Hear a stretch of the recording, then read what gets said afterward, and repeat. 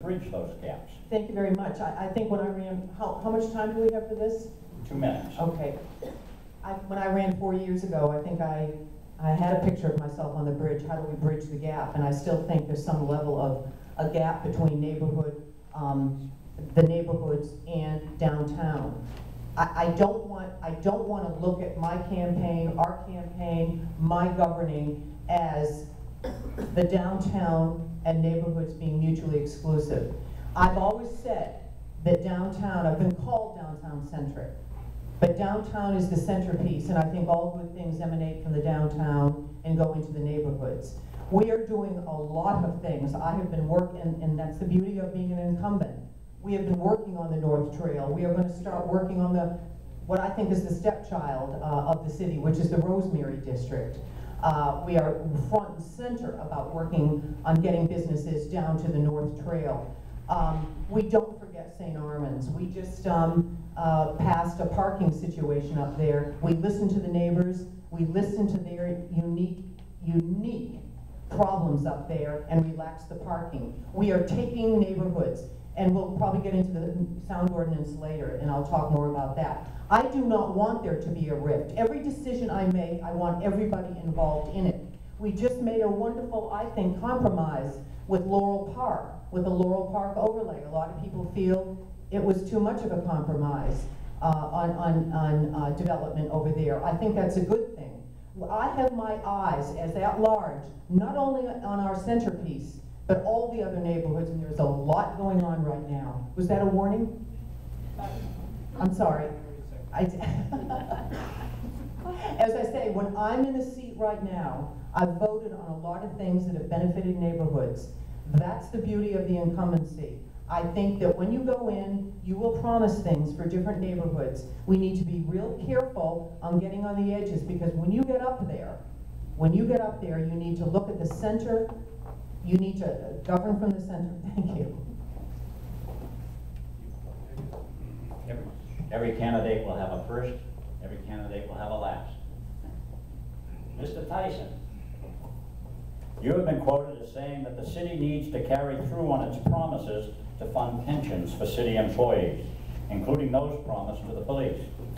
Given some of the dire predictions such a commitment would entail, how would you meet such an obligation? And in the short term, would you need to raise taxes or cut services to achieve your goal? Well, you're going to have to do one or the other, aren't you? You've either got a spending problem or you've got a revenue problem.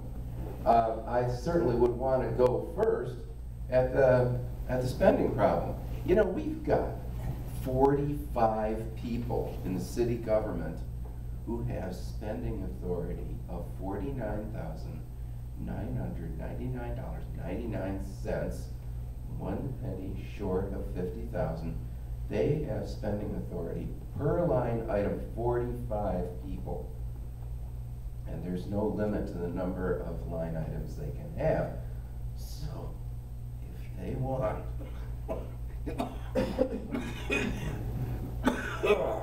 excuse me, if they want something that's $250,000, well, they just have it billed in 50,000 licks. And, you know, maybe put a nickel in themselves. So that's a spending problem. I'm not saying it's being abused, but the money's going somewhere. And I think well, imagine a list of things that the government does. And say you've got 4 line items up there. You see my 4 line items? Okay, the 4 line items there are core government functions. So you're going to do those are core government functions. But then you go down below the line, and you've got things that some governments do and some governments don't. You get down to the bottom, and there's things that hardly anybody does. This is a pretty lush place. We've had a lot of money for a long time, and we never cut our spending when we ran out of money. So you fund these first, then down here you maybe take some people and put them up there if you've got vacancies.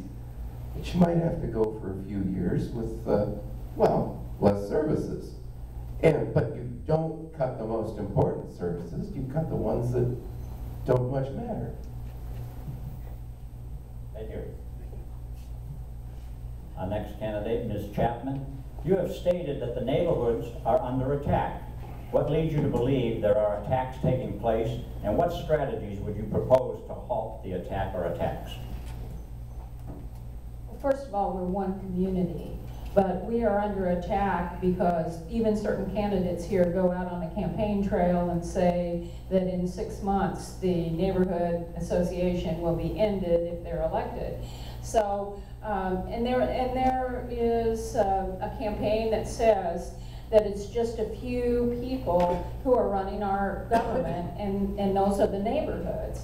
The neighborhoods happen to reflect the residents. And the residents are the voters, and the residents are the people who live here.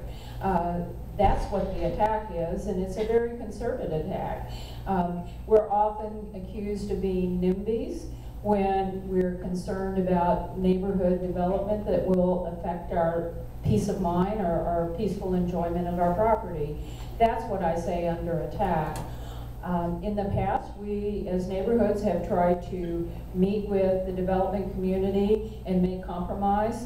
When the density bonus was proposed last time, we met with the development community and thought we had reached a compromise with regard to density in the Rosemary district. That happened on a Saturday. By Monday, there was no deal. The development community tried to fight us.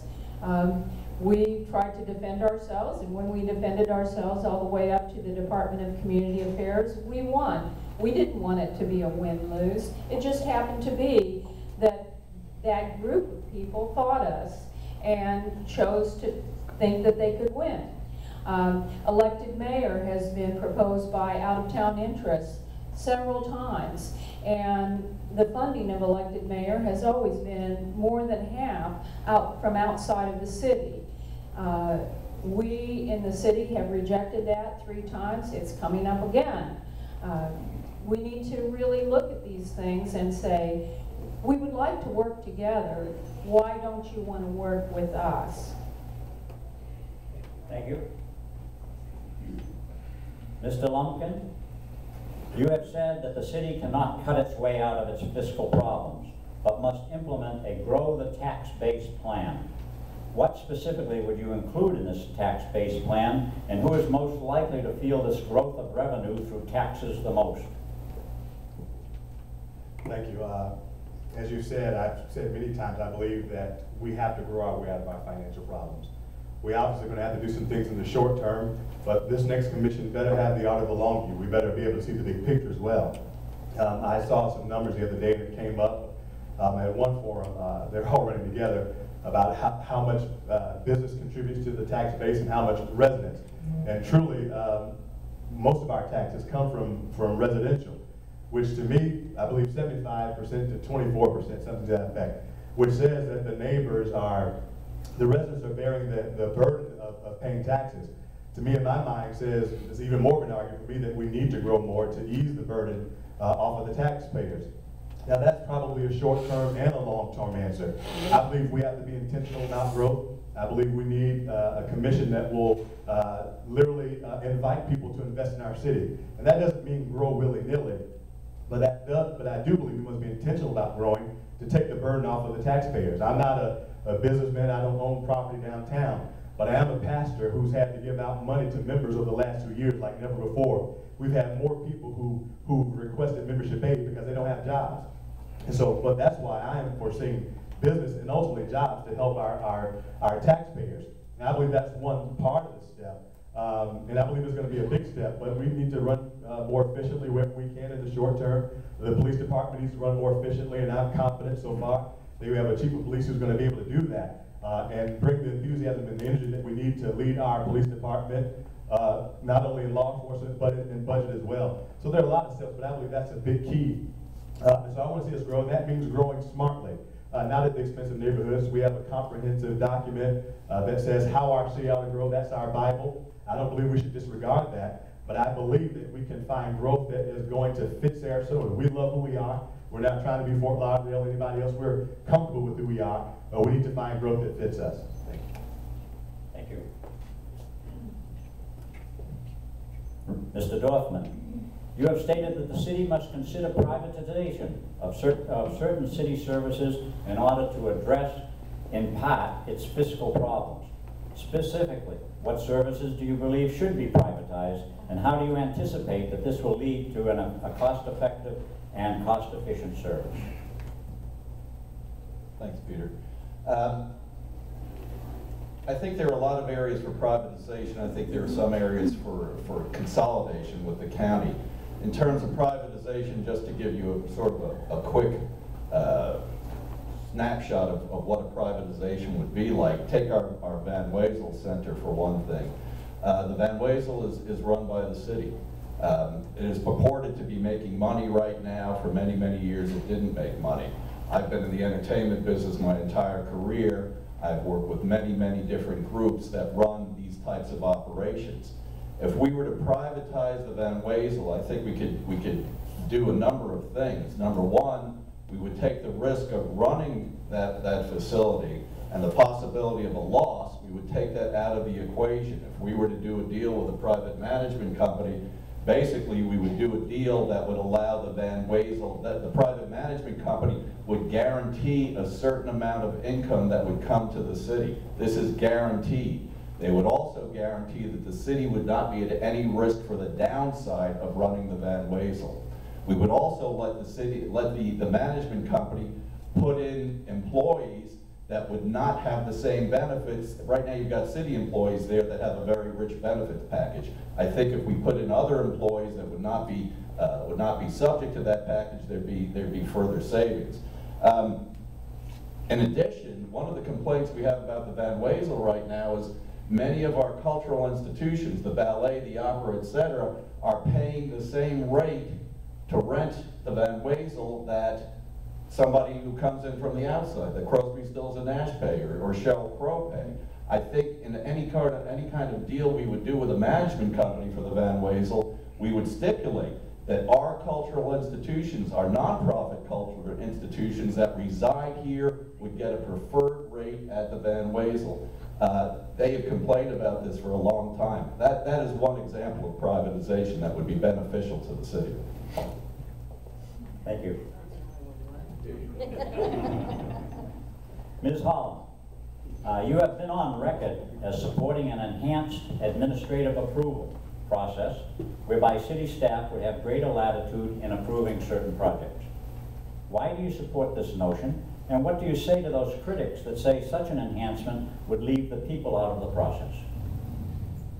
Well, first of all, I don't believe that any process we have here in Sarasota leaves the public out of it. We've got an incredibly active public and particularly active neighborhoods. So I think to say that the public is left out of the process when we're using administrative approval is just not accurate. I can point to some very good examples of the administrative process being used very nicely, properly on Orange Avenue, the Citrus Square project. And that was an administrative approval process, and they were actually allowed to build higher than they did, and they were respective of what their situation was there. And I think that we can point to as many good projects that show that administrative approval can be used properly, and I think that's the basis for saying that we should continue with it. It's not the perfect answer for every particular place, but it does work, and we have examples that it does work. So I just simply don't have the fear of it that many people do, and so I do continue to support it as one of the tools. Thank you. The same questions. Trying to be fair. What I have done is I've given you a sheet with all 6 questions that were just asked. Each candidate, starting with Mr. Tyson, may select any one of those questions other than the one that you answered, and answer the question as you would like to answer it, and I would ask that you don't criticize the prior person who answered the question. One hand tied behind my I'm sorry, you do have 2 minutes for this as well. Okay. All right, well, let's pick one here. Grow the tax base. Now, we hear that one not just from Reverend Lumpkin, we hear it from a number of others. And what they're talking about is building a skyscraper next door to where you live. That would indeed grow the tax base, but they're also talking about not collecting the impact fees because the developers don't like impact fees. It limits their profits. So if you don't get the impact fees, this additional tax base is going to be occupied for years by making up those impact fees.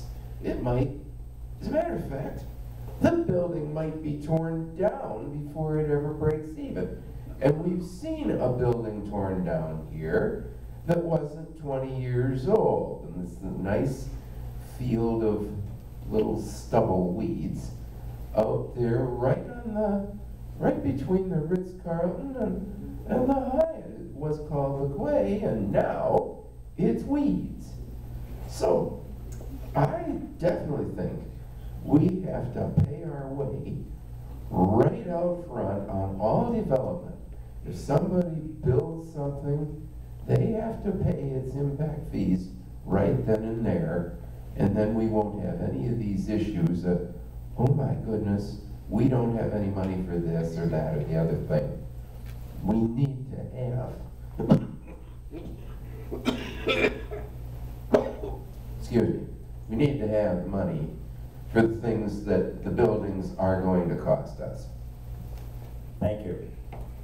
Ms. Atwell, we're going to ask you to do the same. Choose any question you'd like to answer from the other candidates listed. I'm going to, and I'll say, I'm going to elaborate a little on what Susan Chapman said about the relationship between the neighborhoods and the gap and the elected mayor. And in case we don't talk about this again, I think that the problem is we've gotten to the point now in this city where we have serial leadership, therefore very undependable leadership. Oftentimes we have pockets of people and neighborhood leaders that are fantastic about bringing out their issues from their individual neighborhoods. Whatever that issue may be, they spearhead it, they bring it out, we vote on it, we vote against it. What happens is they go back into the womb of the neighborhood. I think we need a leadership, and there are many details to this, and this will take time, but I'm a real supporter of looking at how we can get effective leadership in this community. And I have to tell you, if you Google me 5, 6, 7 years ago, I was against this. And I think a lot might have had to do with two things: the growth of this city and how we need to take the reins of it. All our neighborhoods have someone that can go into every neighborhood and make some decisions that way. And as far as the language and the way it's going to be structured, we will deal with that.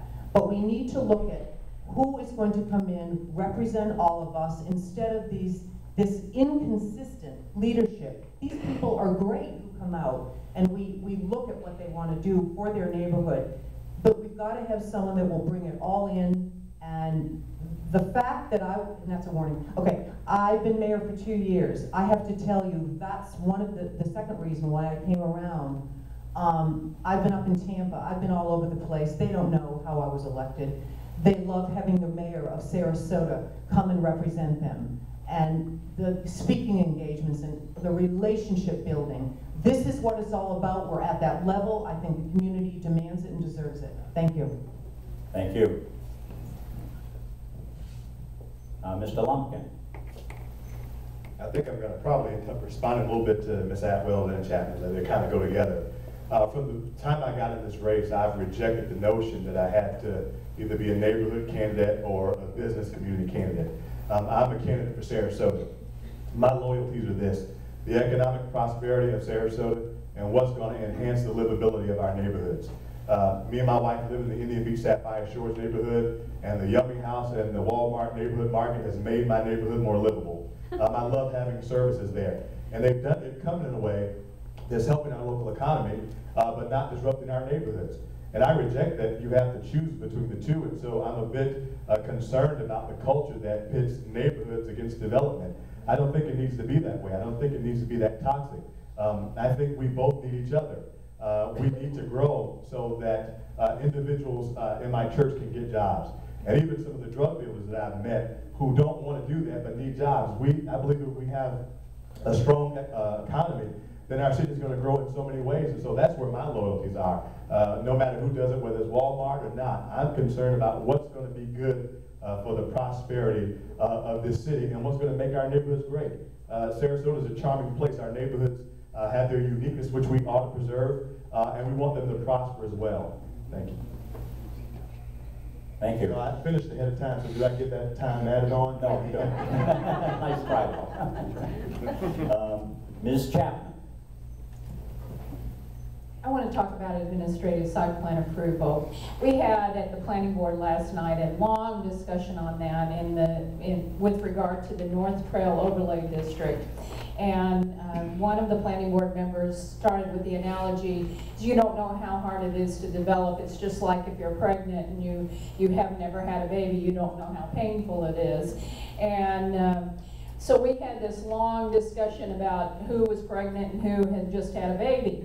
And one of the things that we talked about was that Mike Taylor, who's standing over there, used to be a real advocate for administrative site plan approval. And after going through an incident where the staff had no interest in neighborhood compatibility, administrative site plan approval assumes that the staff has the same interest and outlook and perspective on development as neighborhoods do, and the same view of neighborhood compatibility as the residents do. They don't.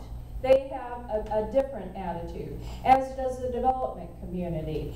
Neighborhoods end up in administrative site plan approval without a voice, any voice whatsoever. And Mike Taylor last night wrote a letter that I considered to be a bombshell. He had changed his mind, and he viewed that the staff was not representing neighborhood compatibility at all. And so he felt that it was important that there would be a public hearing now. And having experienced that from the neighborhood point of view, changed his mind. What we're talking about is we as neighbors have one of our greatest investments in our homes. And when development comes in that is incompatible, it threatens our peaceful enjoyment